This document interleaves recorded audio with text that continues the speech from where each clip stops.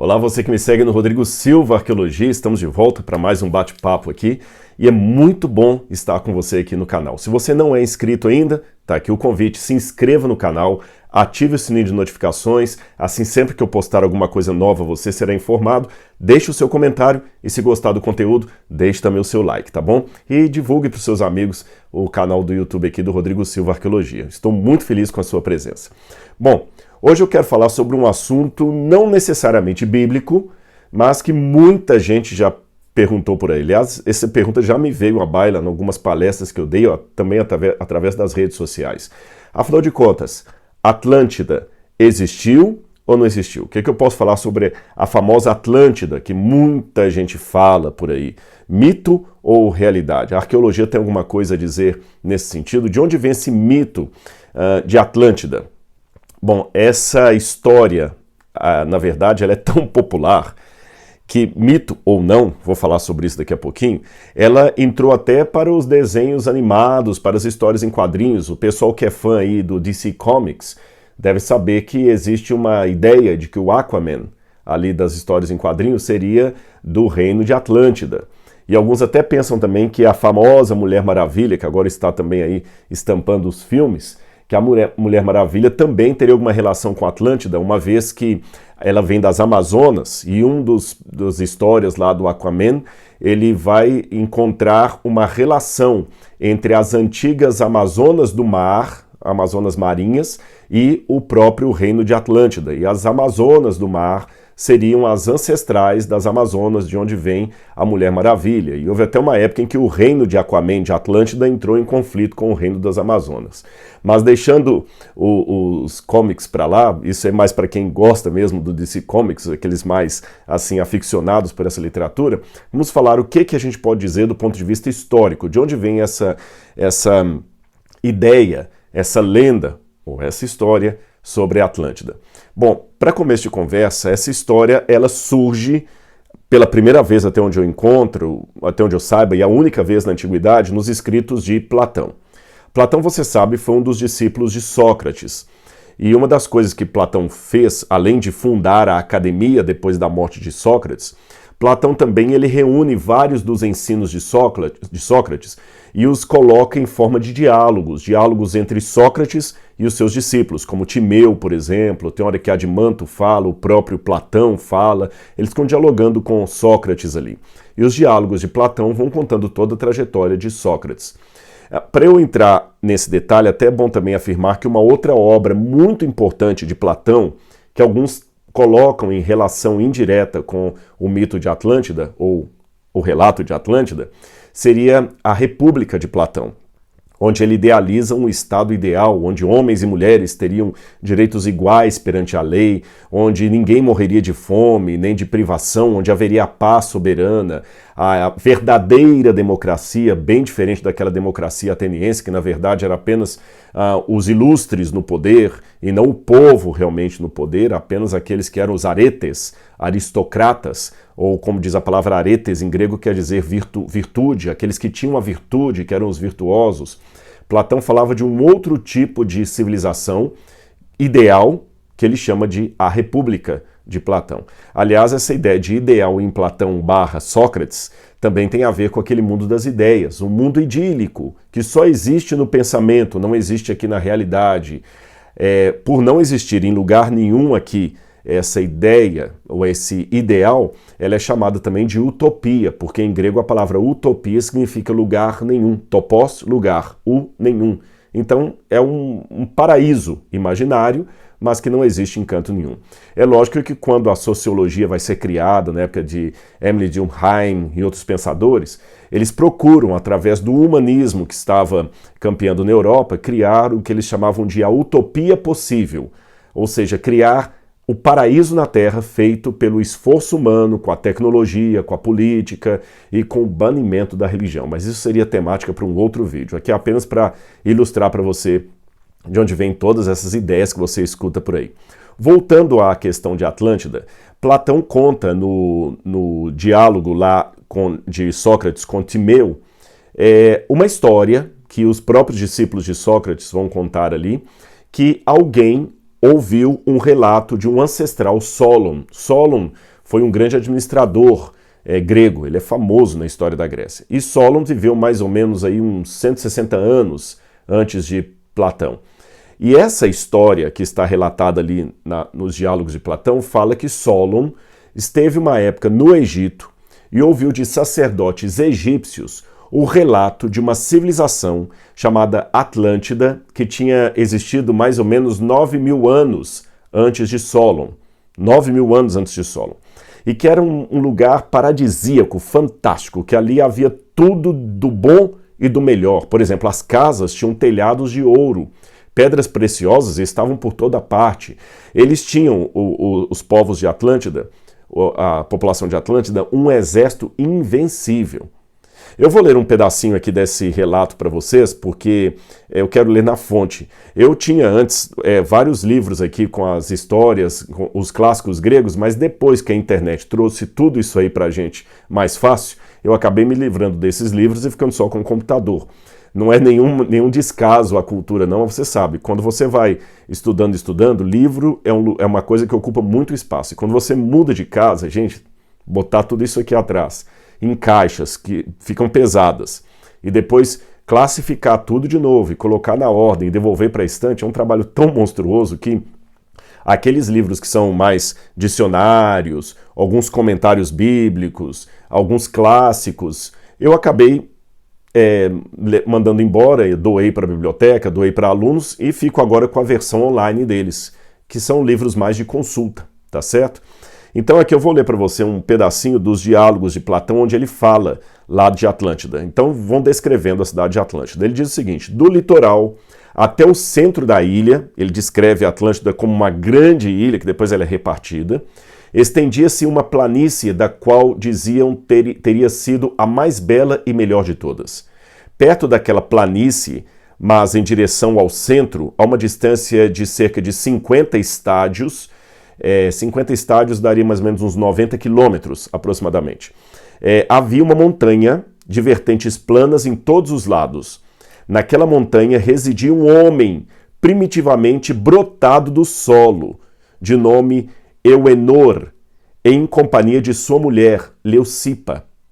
Então ele fala de um casal. Há pessoas que até tentam fazer algum paralelo entre esse relato e a história de Adão, porque Adão também foi retirado do solo. Adamá significa terra, terra vermelha, e Adão é aquele que é retirado da Adamá, da terra, por isso o nome dele é Adam, em hebraico, Adão em português, vindo da terra. E coincidentemente, o Euenor, que é o homem primitivo aqui de Platão, ele também vem da Terra. Homem primitivo não no sentido evolucionista de um homem das cavernas, mas um homem dos primeiros tempos, dos tempos primordiais. E ele tinha a mulher dele, Leucipa, e Platão continua dizendo, segundo o relato desses sacerdotes egípcios que teriam contado no passado, etc., que esse homem teve com a Leucipa uma filha que ele chamou de Clito. E ali eles governavam um reino maravilhoso. É muito longo o relato, eu só vou ler alguns trechos para vocês e comentar. Era tão bonita e tão fascinante a história a realidade daquela cidade de Atlântida, aquele continente, aquela ilha enorme ali no meio do oceano, que muitos chegaram a dizer que os deuses se encantaram com o que viram ali. E Poseidon, que na divisão dos reinos ficou com os mares, ficou tão encantado com a ilha-continente, eu estou falando ilha-continente porque ela era tão grande que alguns colocam como um continente, com a ilha-continente que ele começou a se apaixonar pelo que via ali. E Poseidon, de tanto olhar a ilha, acabou vendo um dia a Clito, aquela menina, a filha do Euenor e da esposa dele, da Leucipa. E Poseidon apaixonou-se pela menina. Bom, na continuação do relato aqui de Platão, os pais morrem e aquela menina fica sozinha ali na ilha. Então acaba que Poseidon faz dela a sua mulher e Poseidon continua morando ali. Aí depois que Poseidon vai morando ali, diz que ele torna a ilha maior ainda, mais bonita, porém ele a torna inacessível às pessoas de fora. Diz aqui, olha... Destarte, a montanha no centro tornou-se inacessível às pessoas de fora, visto que naquela época não havia ainda navios nem navegações. Então ele teve filhos e filhos com a Clito, ele e o Poseidon. E depois que ele teve vários filhos ali, um desses filhos, ele deu o nome de Atlas. Aqui eu tenho que colocar um comentário para você. Na mitologia grega existem dois Atlas, ou pelo menos duas versões de Atlas. Uma delas seria que o Atlas é aquele que existia antes dos deuses do Olimpo, que era um dos titãs que carregava o globo nas costas. Já viu aquelas fotos, né, aquelas imagens ou estátuas de um homem carregando o mundo nas costas? É o Atlas. Por isso que até o nome Atlas para mapa vem desse Atlas aí, que seria um dos titãs. Mas uma outra versão grega, ou um segundo Atlas, é esse que vai surgir agora, que seria filho de Clito com Poseidon. E como o Atlas era filho de Clito com Poseidon, ele era muito poderoso, ele se tornou o rei dali. Ora, Atlas tinha esse nome em homenagem ao próprio território que se chamava Atlântida. Então Poseidon resolveu dar o nome dele de Atlas em homenagem a Atlântida. E Atlas foi um rei muito poderoso. E a história vai desenrolando, que ele acabou crescendo aqui, olha, quando ele fala aqui, olha, também deu nome a todos os filhos. O mais velho, ou seja, o primogênito e rei, atribuiu o nome que é de toda a ilha e do mar, que também se chama Atlântico, visto que o nome do seu primogênito, o rei, era Atlas. Percebeu? Então aqui nós já temos um desdobramento. Nós temos a cidade, ou o continente, chamava-se Atlântida. O filho primogênito de Poseidon com Clito, que chamava Atlas, e o nome que ele deu ao mar em redor, que foi Atlântico. De fato, antes um pouquinho aqui, você tem Heródoto também dá o nome de Atlântico, por causa do Atlas, não esse Atlas aqui, mas o Atlas lá antes dos deuses do Olimpo. Heródoto dá o nome de Atlântico a um oceano, a um mar. Porém, aquele oceano que hoje nós chamamos de Atlântico, tem um mapa aqui, esse aqui não é o melhor mapa mundi, não, esse globo aqui ele é apenas ilustrativo, mas o nosso Oceano Atlântico está aqui, ó, tá bom? Na verdade, dar nome de Oceano Atlântico a essa porção de água aqui do nosso globo só foi a partir do século XVI. Aí você tem um navegador chamado Mercator, europeu, que ele resolve batizar tudo isso aqui com o nome de Oceano Atlântico. Mas quando lá fala o mar que estava em volta chamava-se Atlântico, não necessariamente que Platão estava se referindo a esse oceano aqui. A bem da verdade, existe aqui, nós temos Portugal, bem nesse pontinho aqui, não sei se dá para vocês verem aqui, Portugal está aqui, olha. Onde mostra Portugal, acreditava-se no passado que era o fim do mundo. E por uma ideia que já vinha desde os tempos antigos, acreditava-se que ali estavam as colunas de Hércules. O que são as colunas de Hércules? Porque nos trabalhos de Hércules, um deles era ir até os confins do mundo. Então Hércules andou pelo continente até chegar ao fim do mundo. Então ali ele tinha as duas colunas dele, porque acreditava-se que depois daquele continente ali você tinha o mar e a partir do mar um abismo. Então ali era o fim do mundo. Na época do início da Idade Média, ali da Idade Moderna, das grandes navegações, muitos navegadores acreditavam que Portugal e Espanha, ali, a Península Ibérica, coincidiam com o fim do mundo e que ali seria estipulado o local das duas colunas de Hércules, que partindo dali não havia mais nada, a não ser um pouco de água e o abismo. Era uma lenda que havia na época. Tanto é que moedas espanholas tinham as duas colunas de Hércules, assim, e em torno um lábaro que escrevia Nec plus ultra, nada mais além. Ou seja, porque acreditavam que ali terminava o mundo, depois era só água, e o abismo. Ora, é lógico que quando Colombo descobriu que havia algo além, ali o continente que acabou se tornando América, chamando América, Colombo então obrigou que os lábaros latinos fossem mudados. Arrancou a palavra nec, nada, nec plus ultra, nada mais além, deixou apenas plus ultra, mais além. Bom, essa é a história do continente que nós chamamos de Atlântico e a relação que ele teria ou não com esse mito de Platão. Agora, tá bom, e a Atlântida? Existiu ou não existiu? Para ser muito honesto com vocês, eu não conheço, na verdade eu conheci apenas 2 arqueólogos realmente acadêmicos que trabalham com a ideia da historicidade de Atlântida. Eu os conheci na Grécia, daqui a pouco eu vou falar sobre a teoria deles. Mas no mundo acadêmico, assim, de tudo que eu já pude ler, eu não conheço arqueólogos de prestígio no mundo acadêmico, ou mesmo historiadores que apostam suas fichas na historicidade de Atlântida. Eu tenho que ser muito honesto com vocês. Tem um ou outro que trabalha com a possibilidade de pode ser que sim, pode ser que não, mas a maioria absoluta dos acadêmicos dizem que Atlântida é apenas um mito e nada mais. Nem se preocupam em procurar onde estaria Atlântida. Seria a mesma coisa de empreender uma expedição acadêmica, arqueológica, para descobrir o fim do arco-íris ou o barril de ouro que estaria no fim do arco-íris. Não existe isso. Não existe isso. Mas também não significa que haja pessoas que tenham debruçado em torno do mito e tentado ver a possibilidade ou não dele existir. Eu confesso que, embora eu precise de elementos mais táteis para afirmar a historicidade de Atlântida, e eu não tenho esses elementos até hoje, então, do ponto de vista do que eu tenho até hoje, eu não tenho nada que me possibilite dizer que a Atlântida existiu, nada, mas eu também não vou negar 100% a possibilidade, porque a arqueologia às vezes dá um nó na gente. Por exemplo, quando Haile Schillermann estava tentando provar a existência histórica de uma cidade chamada Troia, todo mundo riu dele, porque partiam do pressuposto que Troia, por ser uma cidade mencionada na Ilíada de Homero, Troia era apenas uma cidade mitológica e nada mais do que isso, tão mitológica quanto o sítio do Pica-Pau Amarelo. Só que Haile Schillermann encontrou uma cidade e provou que aquela cidade era Troia.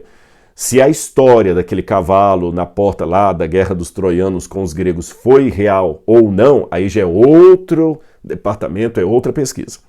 Mas por hora, pelo menos podemos afirmar, a cidade de Troia existiu.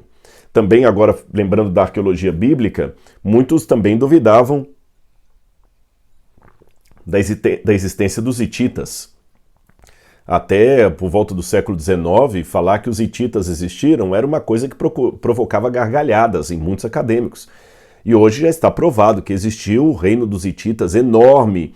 E lá em Borgaskoy, na Turquia, você tem lá os restos de Hattusha, que era a antiga capital dos hititas. Então eles existiram. Você tem o tratado lá de Ramsés com os hititas, o povo Reta. Então hoje já está provado que os hititas existiram. Então se amanhã a arqueologia conseguir provar a existência de Atlântida, eu não vou me surpreender com base nesses 2 exemplos que eu acabei de dar para vocês, os hititas e Troia. Mas hoje eu tenho que ser muito honesto com vocês em dizer que eu não tenho nenhum elemento para falar sobre Troia. Mas para que esse vídeo fique completo na sua resposta, eu vou dar para você as teorias que são levantadas sobre Atlântida, tá bom? Eu vou dar para você, eu falei Troia, eu acho que eu confundi, né? Eu vou repetir aqui o argumento. Eu não tenho hoje nenhuma evidência tátil, plausível, para eu afirmar a existência de Atlântida. Mas se amanhã alguém descobrir e provar, eu não vou me surpreender com base nos exemplos que eu dei no passado. Sim, exemplos de Troia e o exemplo lá dos hititas. Voltando agora, para que a resposta fique completa, eu vou dar para você as posições que a gente encontra na academia, pelo menos aquelas que são mais conhecidas. A primeira posição que eu podia apresentar, ela foi de 1882, é a mais antiga. Foi de um escritor italiano chamado Ignatius Donelli. Ignatius Donelli, ele escreveu um livro sobre os antediluvianos e a cidade de Atlântida. E nesse livro, ele dizia taxativamente que a Atlântida ficava aqui no meio do oceano que hoje chamamos de Atlântico. Então ele acreditava até que o Atlântico era um oceano mais raso. Na época que ele escreveu isso, ainda não estava tão desenvolvida a teoria da tectônica de placas, ela já estava nos seus primórdios ainda. Então ele acreditava que havia entre a América e a África aqui um continente que hoje não existe mais.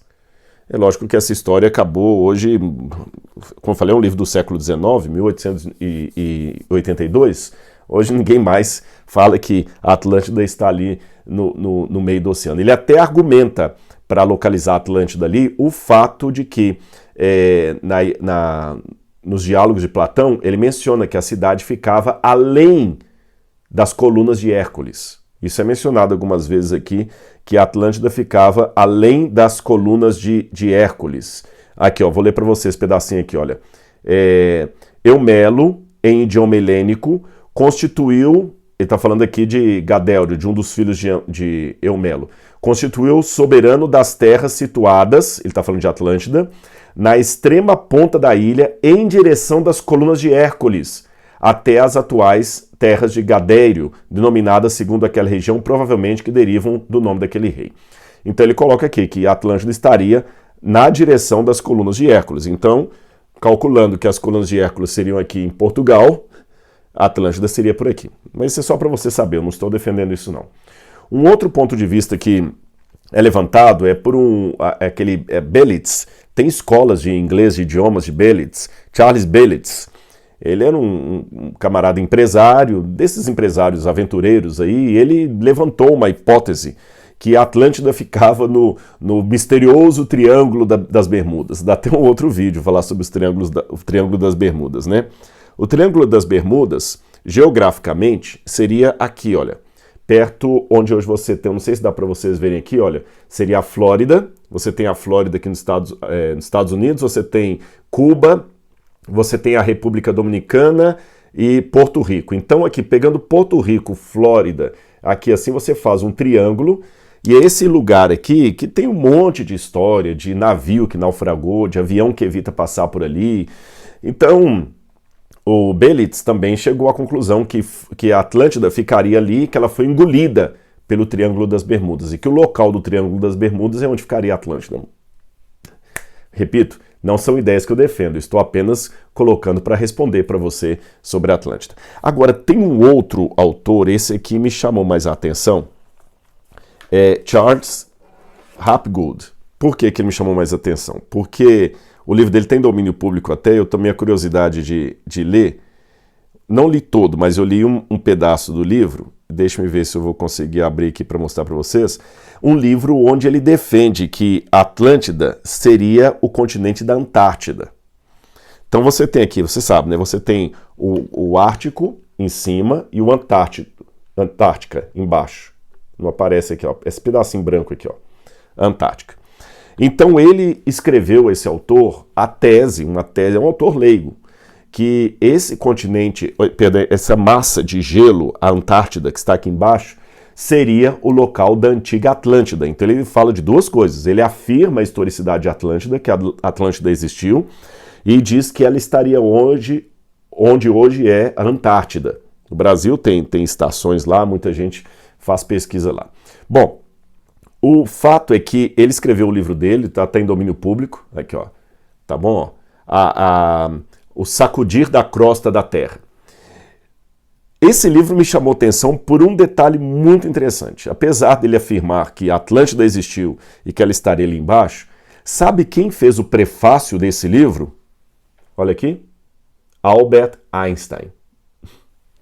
Albert Einstein. E eu falei, gente, mas Einstein prefaciou isso? E quando você lê o prefácio de Einstein aqui, eu vou pegar para vocês, Einstein já começa o prefácio dizendo assim, olha, prefácio de Albert Einstein. Eu frequentemente recebo comunicações de pessoas que desejam me consultar concernente às suas ideias não publicadas.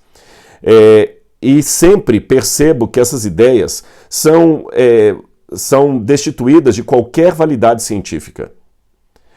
A primeira comunicação, contanto, que eu recebi do senhor Hapgood me deixou eletrizado.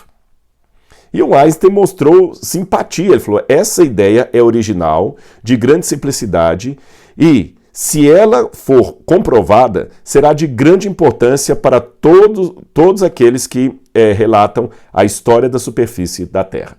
Bom, Einstein não afirmou que ele concordava plenamente com o que Hapgood dizia, mas ele via lógica na coisa, tanto é que ele colocou o próprio nome dele prefaciando ali.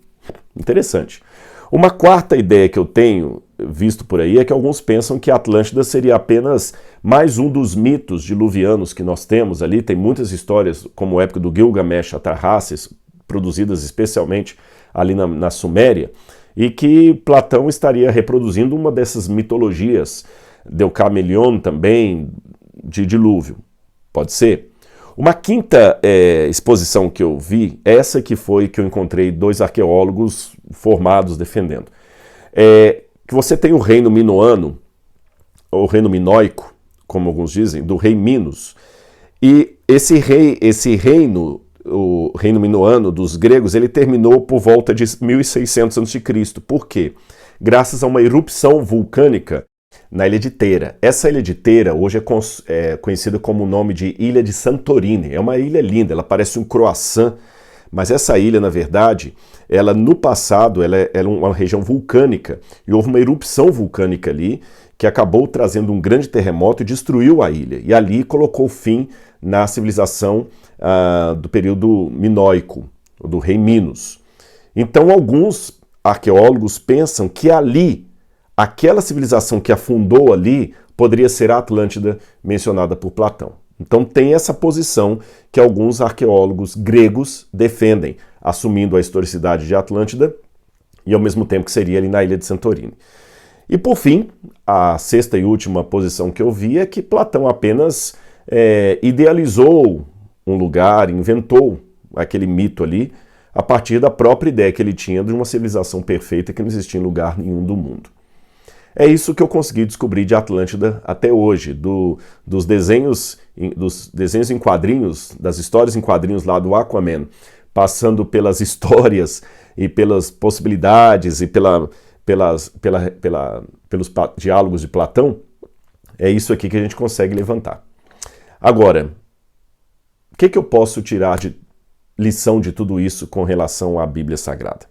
A Atlântida não tem relação com a arqueologia bíblica, mas o relato de Platão, seja ele fictício, lendário ou histórico, ainda por ser descoberto, ele me traz uma semelhança com a própria mensagem que a Bíblia apresenta em relação aos dias em que vivemos.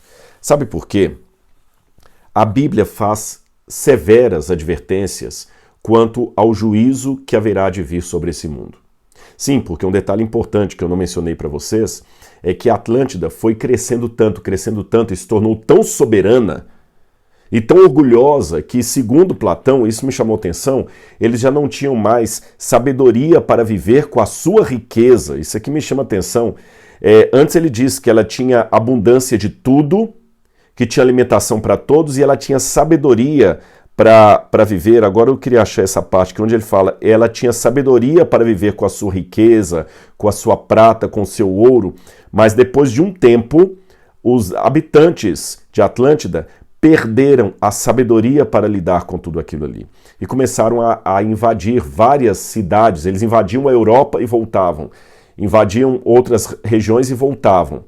E foi nessa situação que eles, até Atenas eles invadiram, que os deuses ficaram irados e resolveram dar um fim em Atlântida, senão ele ia matar o mundo para ficar solitário ali.